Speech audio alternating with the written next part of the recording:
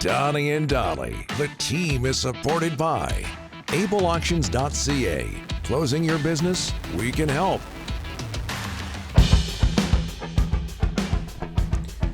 Calgary goals guard by number 12, Jerome McGinley. Assist number 29, Jamie McLennan. He's going to join us in a matter of moments. Is that sacrilege, by the way? All of our guests today, including Jamie Noodles from TSN, brought to you by our friends Al Chris Manson and Company at the Whistler Golf Club. Golf season, believe it or not, folks, just around the corner. It's minus 10 today. We're out my way. Oh, it's cold. It's cold. Jamie's laughing. He's from Alberta. He's laughing right now, living in Toronto. Noodles joins us now. Jamie McLennan, how are you, sir?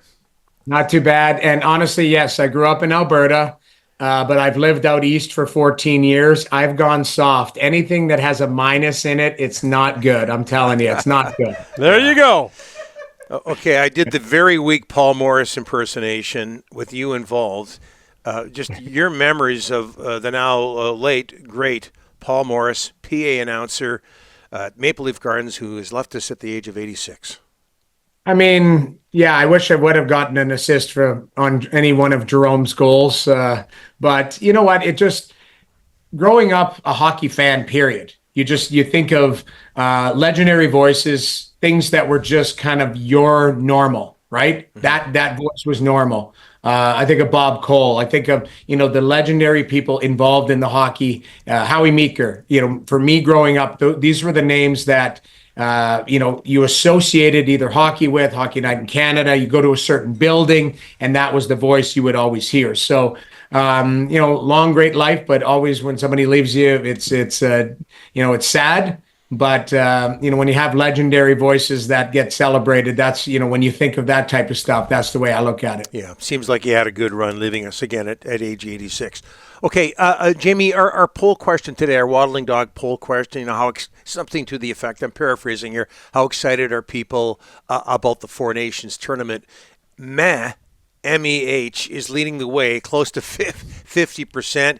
And I think people are kidding themselves. A lot of hockey fans watch the show. They're going to be watching. Can you describe your excitement level? So I'll be honest, I was at a MEH for the longest time because we used, us in the media, used this phrase, best on best. And I'm like, well, Leon Draisaitl, Kucherov, Vasilevsky, there's a lot of players, Shesterkin, that aren't playing in this tournament. So you could argue really not best on best of the Four Nations that have been brought to the table. But I will admit, as a true hockey purist, I'm excited. I'm excited to see what it's going to look like. McKinnon, McDavid, Makar, Marner, all of these guys that are top tier players. Am I sad that a few are missing, including Quinn Hughes? Absolutely, because you want to see the best players perform.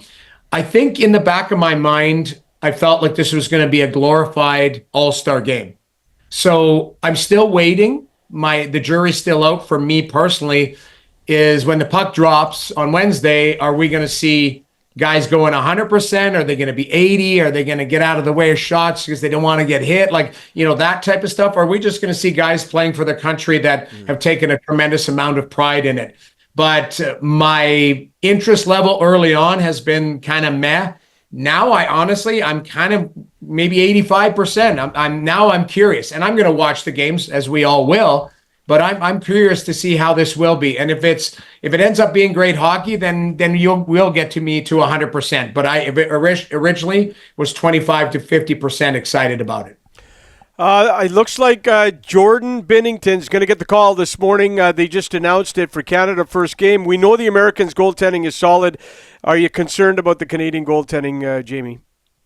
I mean, you are, but you're not. I mean, Jordan Binnington, I've said it, I believe, to you guys before. Binnington's won a Stanley Cup in a Game 7 on the road. I mean, that could be probably the highest pressure situation ever. I mean, when I was growing up, we always played, hey, it's Game 7.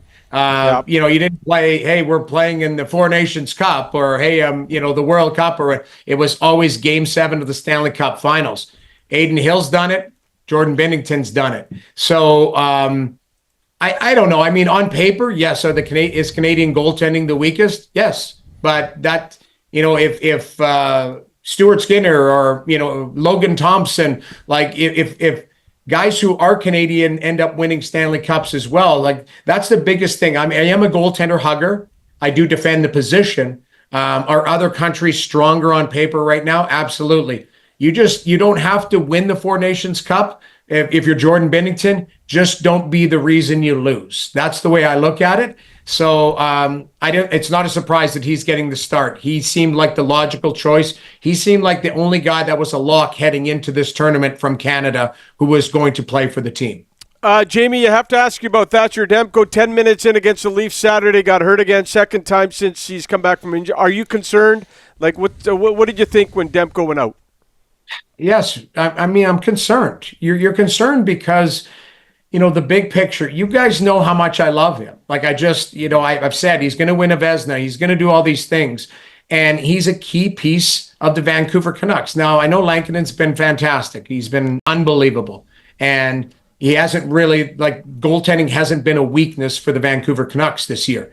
But it's Thatcher Demko. When you look at the spine of the team, it was Pettersson, it was Hughes, it was Demko.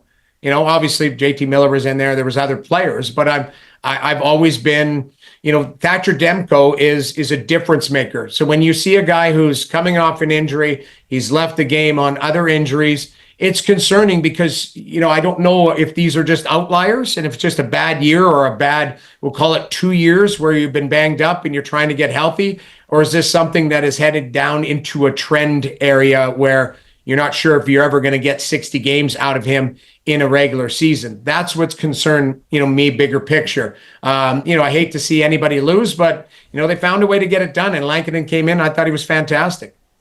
And before I let you go, Jamie, back to the Four Nations. John Cooper has Nathan McKinnon on the wing with Crosby, his Nova Scotia buddy. Does that sound right, Nathan McKinnon on the wing?